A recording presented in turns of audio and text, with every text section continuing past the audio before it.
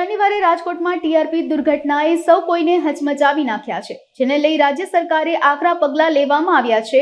મોરબી નગરપાલિકા chief officer, fire team અને પીજીવીસીએલની સંયુક્ત ટીમ દ્વારા કાર્યવાહી કરવામાં આવી છે।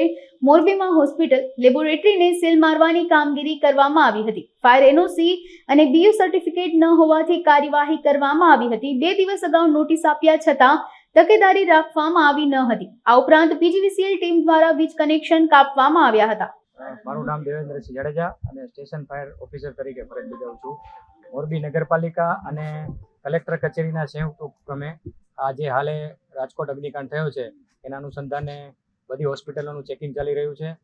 એમાં આજ રોજ આપણે 20 થી 25 હોસ્પિટલોનું ચેકિંગ કરેલું છે, જેમાં ક્ષતિ જણાતા કે જે ફાયરની સિસ્ટમ સંપૂર્ણપણે લગાવેલ નથી એવી હોસ્પિટલોને આજે બંધ કરવાનું કીધેલું છે। અને જેમાં પેશન્ટ અત્યારે એડમિટ છે એને ઓપીડી લેવાની મનાઈ કરેલી છે। આજ રોજ જોઈએ તો ઓમ હોસ્પિટલ, જે કાનના ગળાની હોસ્પિટલ છે, એને બંધ કરવામાં આવેલ છે। એબીઓ પેથોલોજી જે લેબોરેટરી છે એને પણ બંધ કરવામાં આવેલ છે।